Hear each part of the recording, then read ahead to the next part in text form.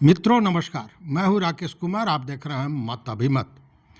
मित्रों, विशेष सर्वेक्षण संविदा कर्मी एवं अभियंता संघ का जो अनिश्चितकालीन हड़ताल है वह आज 12वें दिन भी जारी रहा और भीड़ की स्थिति वही बनी रही, जबकि अब तक 256 लोगों को बर्खास्त किया जा चुका है। उनका टर्मिनेशन लेटर जारी कर दिया गया है, लेकिन बावजूद न कोई डर न कोई भय, सारे लोग डटे हुए हैं। यहाँ तक कि जिन लड़कों का टर्मिनेशन हुआ है वह भी कहीं से विचलित नहीं दिख रहे हैं और कह रहे हैं कि हम साथ साथ हैं। सुन लीजिए क्या कहते हैं ये। डराने से क्या होगा? कोई डरा देगा तो डर जाएंगे, ये तो है नहीं। अपना मांग हम लोग रखेंगे। टर्मिनेशन आया मेरा, हम आ गया, कल का आया है, हमें दिक्कत नहीं है कि तो लेकर जाएंगे। हाँ, लेकर जाएंगे या छोड़ देते हैं। यहीं से बेगूसराय छोड़ाई ब्लॉक। अब दूसरी ओर देखिए कि मैंने सवेरे ही एक वीडियो दिया था और ये कहा था कि अब इस आंदोलन का रुख राजनीतिक होता जा रहा है।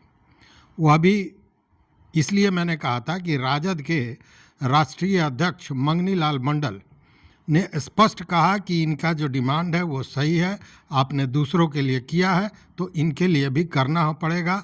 सरकार दो मापदंडों को लेकर काम नहीं कर सकती है, एक ही मापदंड होना चाहिए। अब ये कौन सा दुकानदारी है कि लेने के लिए बटखरा दूसरा होगा और देने के लिए दूसरा होगा? वही स्थिति यहाँ बनी हुई है। तो आज पालीगंज के विधायक हैं, भाकपा माले के विधायक हैं डॉक्टर संदीप सौरभ, वह भी वहाँ पहुँचे और उन्होंने सारे जो आंदोलनकारी हैं उन लोगों को संबोधित किया। संबोधन में उन्होंने जो बातें कही वो और कुछ नहीं था, जो सच्चाई है उसी को उन्होंने रखा और बहुत बड़ा एक आरोप भी उन्होंने लगाया। ये कहा कि सरकार गुलामों की फौज बनाना चाहती है और इसीलिए संविदा पर नौकरी दी जा रही है। क्योंकि संविदा वालों को हमेशा डराया जाएगा, बिना कारण के जब मन कर किया रखे, जब मन कर हटा दिया गया। तो ऐसी स्थिति में सरकार इनका जो गुलामों की फौज बनाना चाह रही है ये सही नहीं है। उन्होंने यह भी कहा कि यह जो संविदा आधारित या आउटसोर्सिंग की बात है ये अभिशाप है। तो 20 मिनट के लगभग का वक्तव्य था, लेकिन कुछ महत्वपूर्ण बिंदु आपका जानना जरूरी है। देखिए, छात्रों की एकजुटता से, संविदा कर्मियों की एकजुटता से कौन डर रहा है? डर क्यों रहे हैं आप? एक कविता है कि वो डरते हैं, तमाम धन दौलत गोला बारूद के बावजूद वो डरते हैं। वो डरते हैं क्योंकि उन्हें लगता है कि अब निहत्थे लोग उनसे डरना बंद कर चुके हैं। तो छात्र यहां पर एकजुट हैं, आप संविदा कर्मी हैं। आज चुनाव का दौर है बिहार में और चुनाव से पहले ये सरकार अपनी पीठ थपथपाना चाह रही है। तमाम जो सर्वेक्षण अभियान चल रहे हैं वो ला करके सरकार अपना पीठ थपथपा रही है, लेकिन वो तमाम सर्वेक्षण जिनके कंधे पर रख दिया गया है उनकी कोई बात नहीं हो रही है, उनकी कोई चर्चा नहीं हो रही है। सारे लोग संविदा पर हैं और ये जो संविदा शब्द है ये इस दौर के लिए अभिशाप है। वो चाहे संविदा शब्द हो चाहे आउटसोर्सिंग हो, ये शुद्ध रूप से कर्मचारियों का शोषण का एक रास्ता बना हुआ है। आप संविदा पे हैं, कोई अधिकार नहीं मिलेगा। कोई विरोध में आवाज उठाएंगे, किसी बात में सर नहीं हिलाएंगे तो आपको निकाल दिया जा सकता है। इसलिए तो संविदा पे रखते हैं और इसीलिए जो अधिकार आप मांग रहे हैं कि हमारा जो काम है वो परमानेंट नेचर का है। देश के सुप्रीम कोर्ट ने एक निर्णय दिया था कि परमानेंट नेचर का जो काम है उसके लिए आपको परमानेंट लोग रखने चाहिए। तो सर्वेक्षण का काम, जितने उससे जुड़े हुए कर्मचारी हैं, वो काम परमानेंट नेचर का है, वो हमेशा होता रहना, वो कभी बंद नहीं होना। तो उसमें जो कर्मी रखे जा रहे हैं वो फिर संविदा पे आप क्यों रख रहे हैं? क्योंकि कहीं न कहीं सरकार जो है वो गुलामों की फौज बनाना चाहती है। लेकिन बिहार के नौजवान पढ़ाई लिखाई करके, डिग्री लेकर के, कंपटीशन से चयनित होकर के किसी भी सीमा तक हम लड़ेंगे, लेकिन हम गुलामी में अपना नाम नहीं लिखवा सकते हैं। ये आप लोगों ने तय कर दिया। साथियों, कोई भी आंदोलन हो, सरकार का रुख क्या होना चाहिए? सरकार का रुख ये होना चाहिए कि आंदोलन करने वाले लोगों के नेतृत्व से, उनके प्रतिनिधि मंडल से बात करके देखा जाए। आप पहले बात करते, जितना सक्षम होता आप मानते, नहीं मानते उसके बाद देखा जाता। लेकिन यहां कोई बात नहीं और सीधे सीधे आप लोग 256 लोगों को आपने निष्कासित कर दिया। आप चाहते हैं कि लोग डर जाएं, लोग डरेंगे नहीं। हम ये तो पहली बार सुन रहे हैं कि आप लोग का ईपीएफ का पैसा कट रहा है, लेकिन उतना ही पैसा सरकार तरफ से नहीं डाला जा रहा है। यही है ना? तो ये सीधे सीधे घोटाला है, ये घोटाला है। अगर कर्मचारियों से पैसा आप लेते हैं, ईपीएफ के माध्यम से पैसा कटता है, तो जो काम देने वाले लोग हैं, ये केवल सरकारी नौकरी का नियम नहीं है, ये हर तरह की नौकरी का नियम है। ईपीएफ का मतलब ही ये होता है कि जितना पैसा हमारा कटा उतना ही सरकार को उसमें जोड़ना होगा, और दोनों जोड़ करके उसके ब्याज के साथ वो कर्मचारी को मिलेगा। अगर ये सरकार नहीं कर रही है तो आप खुलेआम लूट मचा रहे हैं बिहार के। लड़ाई को और तेज करना होगा। कल से भूख हड़ताल, इनकलाब जिंदाबाद। और हम लोग आपके साथ खड़े हैं।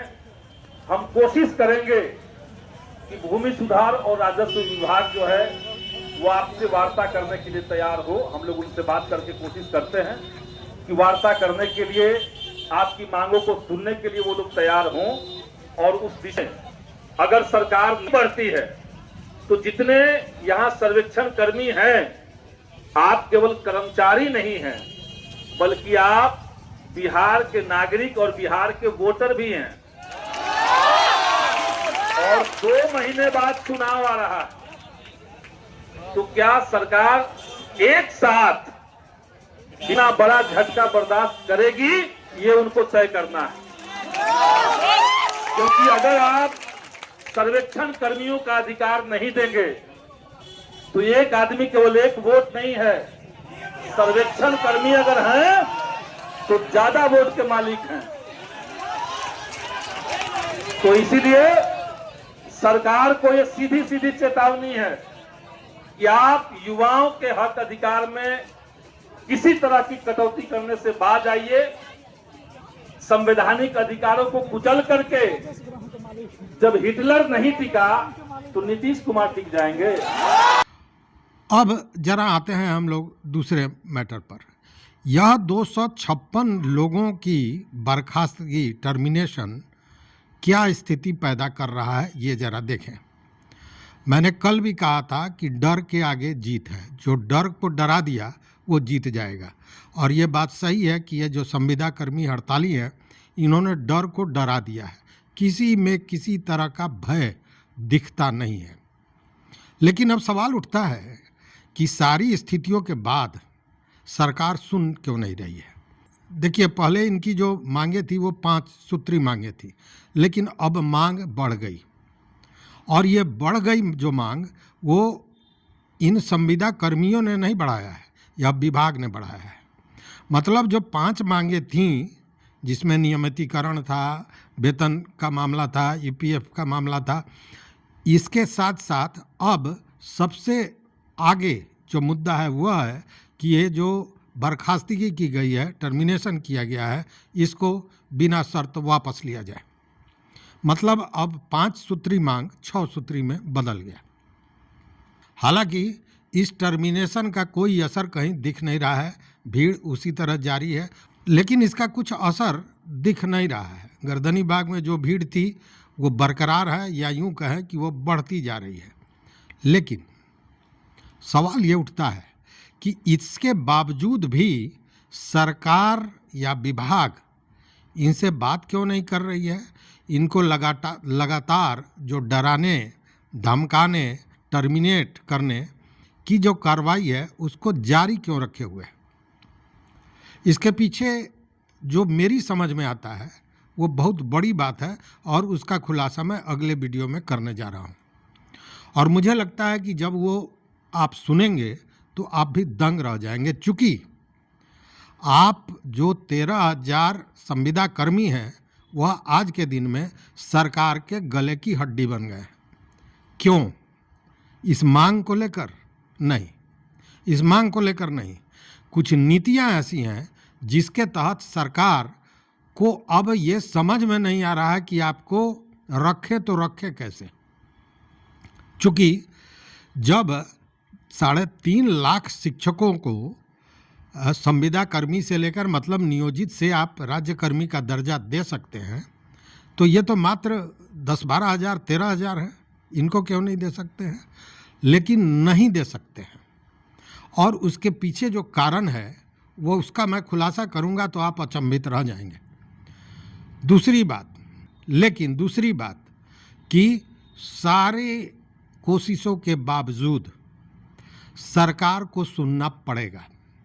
सुनना इसलिए पड़ेगा कि मामला अब राजनीतिक हो गया है।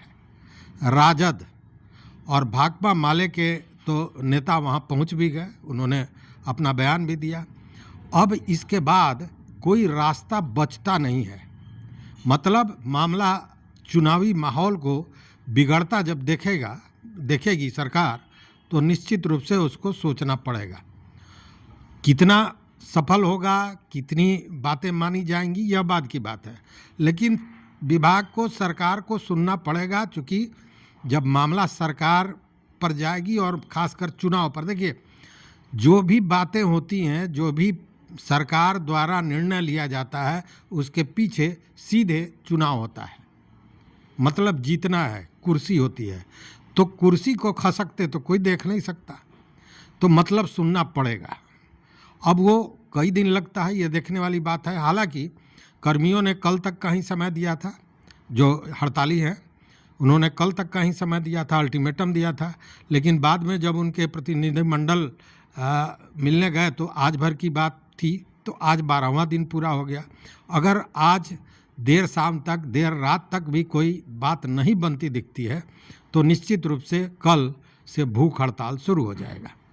और यह जानी हुई बात है कि यह आंदोलन रुकने का नाम ले नहीं रहा है। यह नहीं कह सकता हूं कि सरकार जिद पर है। सरकार अपनी रणनीति के तहत, विभाग अपने कूटनीति के तहत काम कर रही है, लेकिन कब यह शुरू होगा, कब इसका कोई निर्णय होगा, कब रास्ता निकलेगा, यह देखने वाली बात होगी। तो इस वीडियो में बस इतना ही। देखते रहिए मत अभिमत। मित्रों, चैनल पर नए हो तो सब्सक्राइब कीजिए, लाइक कीजिए, दोस्तों के साथ शेयर कीजिए और अपना विचार जरूर दीजिए। बहुत बहुत धन्यवाद। कोटिशाह आभार।